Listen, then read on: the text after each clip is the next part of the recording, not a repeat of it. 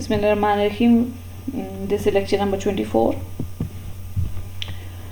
Okay, previous lecture में हमने tie line का मॉडल डिस्कस किया था और थोड़ा सा एनालिसिस किया था कि अगर आपके पास इंटरकनेक्टेड सिस्टम हो, 2 एरिया सिस्टम लिया गया था और हर एक एरिया में हमने सिंगल जनरेटर लिया था।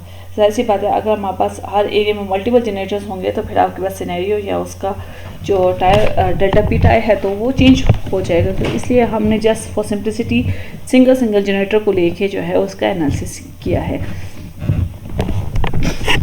सो यहाँ पे उससे रिलेटेड जो है एग्जांपल है, और एग्जांपल में क्या है आपके पास, that we are given 2 system areas connected by tie line with the following characteristics.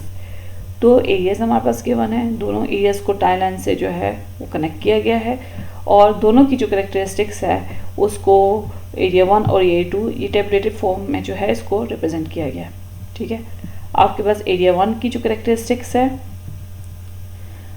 Are उसका जो है जो कि ड्रूपिंग कैरेक्टरिस्टिक है 0.01 पर यूनिट है, डी जो है आपके पास ये लोड की कैरेक्टरिस्टिक है। ठीक है, ये आपके पास है 0.8 पर यूनिट और बेस एमवीए जो है ये 500 है। ठीक है ना, एरिया 1 का जो बेस है वो 500 एमवीए पे है।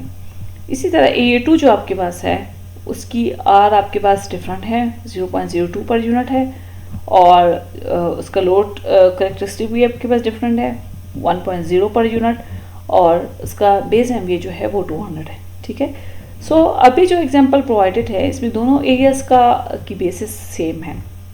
अगर बेसिस डिफरेंट होगी तो फिर आपको क्या करना होगा, जो लार्जर बेस होगा आपने अपने दूसरे सिस्टम को उस लार्जर बेस पे कन्वर्ट कर देना।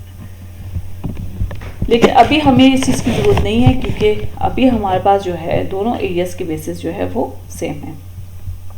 सो यहाँ पे अभी वो ये कह रहा है कि लोड चेंज ऑफ 100 मेगावाट। ठीक है, 100 मेगावाट को हम पर यूनिट पे कन्वर्ट करें, बेस वैल्यू प्रोवाइडेड है तो ये आपके पास बनता है 0.2 पर यूनिट। अगर इन एरिया 1, अगर आपके पास एरिया 1 में जो है 100 मेगावाट का लोड चेंज आए, ठीक है, सो आपने क्या फाइंड करना है, what is the new steady state frequency, कि अब आपके पास न्यू फ्रिक्वेंसी कितनी हो गई है, and what is the change in time flow, और टाइम फ्लो में आपके पास जो चेंज आ रहा है वो कितना है।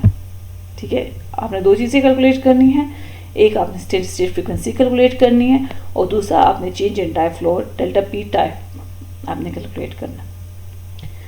अच्छा, यहाँ पे अभी कहा गया है कि assume both areas for at nominal frequency 60 hertz to begin. दोनों एरियाज की जो हम फ्रीक्वेंसी ले रहे हैं, नॉमिनल फ्रीक्वेंसी, वो हम 60 हर्ट्ज ले रहे हैं। Keep in mind frequency change होने से भी फ़र्क पड़ेगा, 50 हर्ट्ज हम ले रहे हैं, इस चीज़ में भी फ़र्क पड़ता है कि आपके पास जो है ये लोड चेंज जो है क्या वो एरिया 1 में आ रहा है या एरिया 2 में आ रहा है। ठीक है, अगर एरिया 1 में आएगा तो एरिया 1 के लिए कैलकुलेशन तो अभी हमने कर लिया है, लेकिन अगर एरिया 2 में चेंज आएगा तो उसके थोड़ा सा आपको कैलकुलेशन करनी पड़ेगी। प्लस माइनस का डिफरेंस आएगा, बहुत ज़्यादा इक्वेशन आपकी चेंज नहीं होती, सिंपल आपके पास प्लस माइनस में चेंज आएगा। लेकिन अभी की इस एग्जाम्पल के लिहाज से तो हमें कुछ नहीं करना, हमने डायरेक्ट हमें वैल्यूज़ पता है कि डेल्टा ओमेगा अगर आपके पास एरिया 1 में लोड चेंज आए तो डेल्टा ओमेगा किसकी इक्वल है, this will be equals to minus delta P L 1 divided by 1/r1 plus 1/r2 plus d1 plus d2। सारी की सारी वैल्यूज़ आपको प्रोवाइडेड है। डेल्टा पी एल 1 जो है ये लोड चेंज एरिया 1 में शो कर रहा है जो कि 0.2 पर यूनिट है, क्योंकि बाकी सारी भी वैल्यूज़ यूनिट्स आपके पास पर यूनिट में थी तो हमने इसको भी पर यूनिट में कन्वर्ट कर लिया।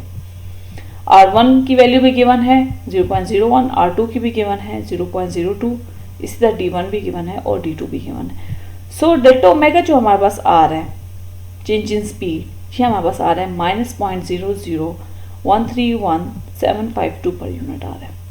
ठीक है ना, सो एग्जाम्पल में कहा गया था कि पहले आपने बताना है कि स्टेडी स्टेट फ्रिक्वेंसी कितनी है, न्यू स्टेडी स्टेट फ्रिक्वेंसी कितनी है और फिर टाई लाइन आपने बताना है। सो एफ न्यू आपका क्या होगा, 60 हर सिस्टम है तो 60 माइनस, ठीक है, आपके पास ये डेल्टा ओमेगा आया है, ये पर यूनिट में है, इसको हर्ट्स में कन्वर्ट करने के लिए इसको मल्टीप्लाई बाय 60 किया गया। सो ये आपके पास आ रहा है 59.92 हर्ट्स। ठीक है ना, तो ये आपके पास न्यू फ्रीक्वेंसी आ गई स्टेडी स्टेट। इसका मतलब ये हुआ कि लोड इंक्रीज होने से आपके पास जो फ्रीक्वेंसी है वो डिक्रीज हुई है। कितनी डिक्रीज हुई है? It is related by this equation, ठीक है, 59.92। सो इस लिहाज से जो डेल्टा पी टाई है आपके पास, वो आपके पास बनता है डेल्टा ओमेगा 1/r2 + d2। यहाँ पे आप डेल्टा ओमेगा की वैल्यू पुट कर ले, r2 की वैल्यू पुट कर ले और d2 की वैल्यू पुट कर ले। सो आपके पास चेंज इन टाइम फ्लो कितना आ रहा है आपके पास? -33.6 मेगावाट आ रहा है। अब आपने क्या करना है? अब आपने देखना है कि change in prime mover power could be, ठीक है। डेल्टा पी मैकेनिकल वन आपके पास किसकी इक्वल है? -Delta omega by r1।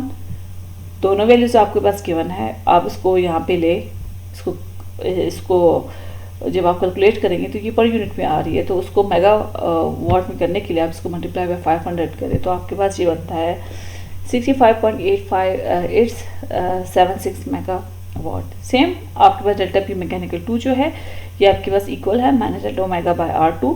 सो ये पर यूनिट में आपके पास बनता है 0.06587615 पर यूनिट।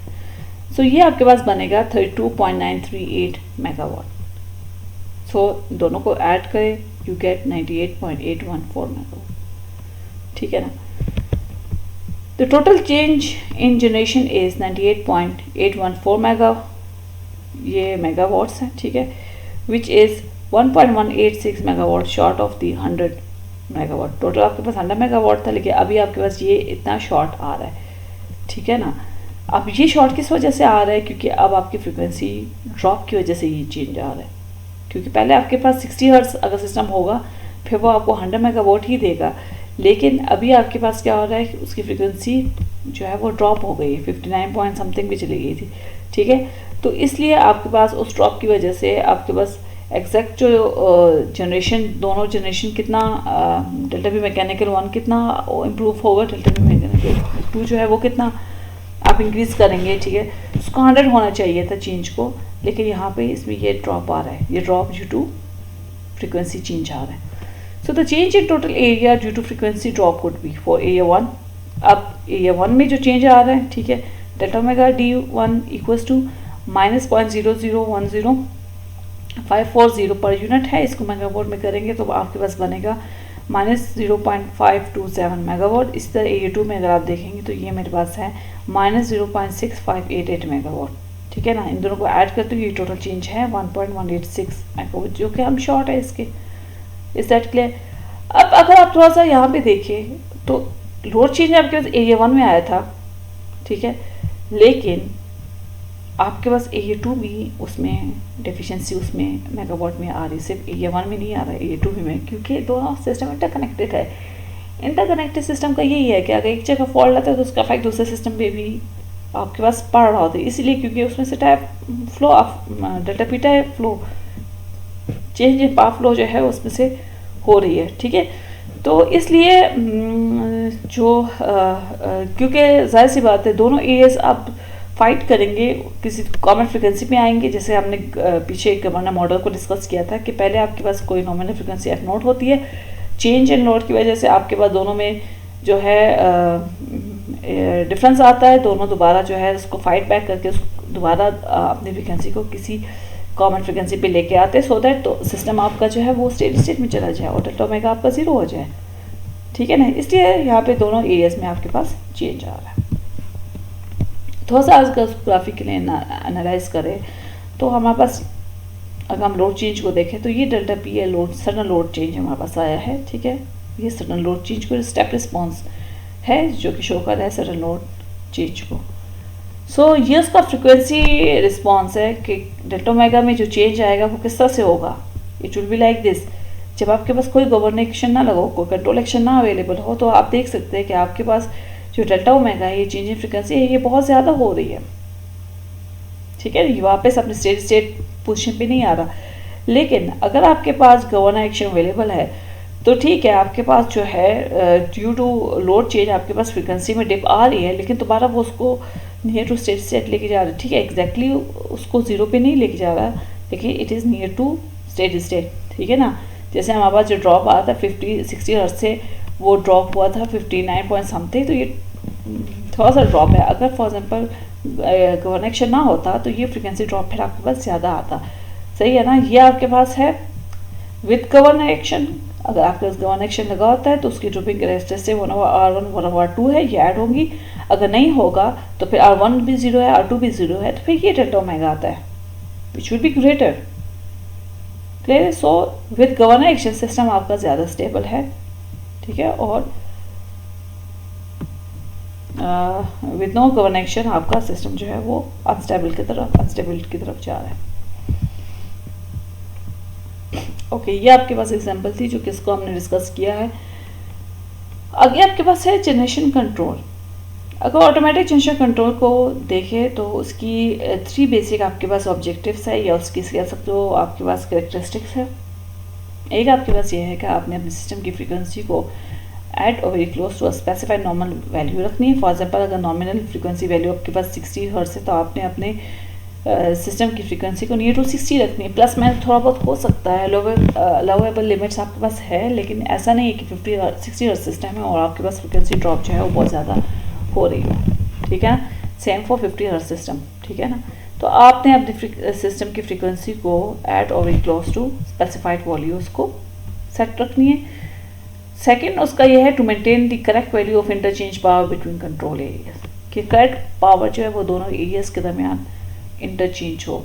इस पॉइंट को थोड़ा सा हम आगे लेक्चर में डिस्कस करेंगे जब हम टाई लाइन कंट्रोल को पढ़ेंगे। यहाँ पे ये है कि करेक्ट वैल्यू का ये मतलब है कि जब अगर एरिया 1 में चेंज आया है तो एरिया 1 का जो प्राइम मूवर है वो इस चेंज को कंपनसेट करे, ना कि एरिया 2 को करे। जैसे हमने प्रीवियस एग्जांपल अभी जो एग्जांपल की थी उसमें हमने देखा था कि ठीक है हमारे पास एरिया 1 में चेंज आया था लेकिन दोनों के जो प्राइम मूवर्स है वो एडजस्टमेंट कर रहे हैं, जबकि ये 2 में तो चेंज आया नहीं है। तो इसलिए वो कह रहे हैं कि करेक्ट वैल्यू को इंटरचेंज करना चाहिए दोनों एरियाज के दरमियान। थोड़ा सा इसको हम फिर हम आगे जाके देखेंगे कि इसका ज़्यादा क्या मतलब है, लेकिन फॉर द टाइम बीइंग आप इसको यूँ समझे कि अगर एरिया 1 में चेंज आया है तो एरिया 1 के प्राइम मूवर को 100 मेगावाट को एडजस्ट करना चाहिए था, ना कि एरिया 2, ठीक है। एरिया 2 के मैकेनिकल डेल्टा पी मैकेनिकल को 0 होना चाहिए था, ठीक है ना। और थर्ड आपके पास है to maintain each unit generation at the most economic value.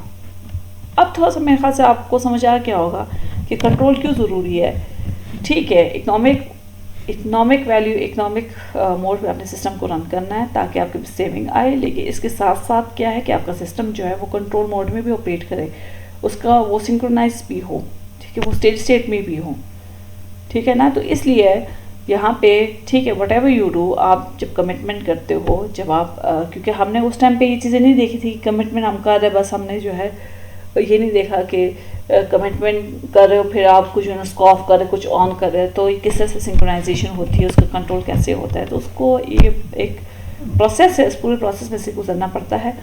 तो इस फेज के बाद आपके पास क्या आता है, कमिटमेंट आती है और डिस्पैचिंग आती है at the end. Okay, last में आपके पास है सप्लीमेंट्री कंट्रोल एक्शन।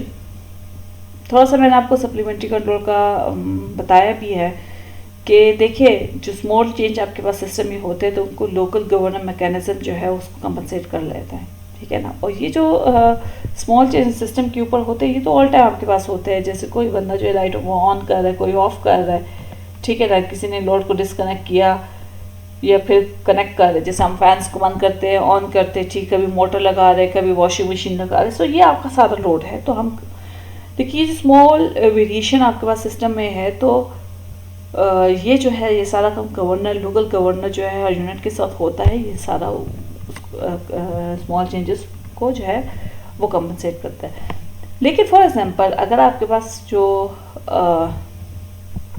सिस्टम में चेंज जो है वो बहुत ज़्यादा हो, या आप कह सकते हो कि सडन लोड इंक्रीज, बहुत ज़्यादा सडन लोड इंक्रीज हो या डिक्रीज हो, या किसी किस्म का फॉल्ट आ जाए, जैसे आपके पास जो है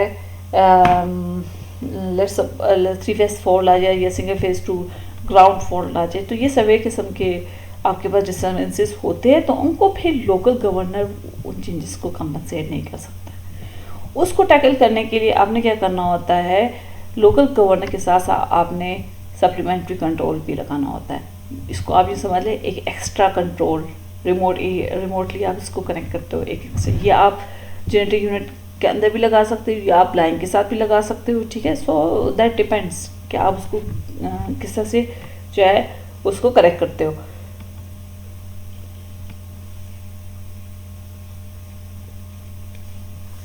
तो ये इस सप्लीमेंट्री कंट्रोल एक्शन का भी यही काम है कि आपकी सिस्टम की फ्रीक्वेंसी को जो है वो नॉमिनल वैल्यू पे लेके आएगा। और ये सप्लीमेंट्री कंट्रोल जो है ये आपके सिस्टम में ऐड होगा थ्रू फीडबैक कंट्रोल मैकेनिज्म। ठीक है, यहाँ पे आप देख सकते हैं ये एक्स्ट्रा आपके पास के बाय एस जो है एक सप्लीमेंट्री कंट्रोल लगा होगा। कुछ भी हो सकता है, पीआई कंट्रोल भी हो सकता है, पीडी भी हो सकते हैं, पीआईडी भी हो सकता है।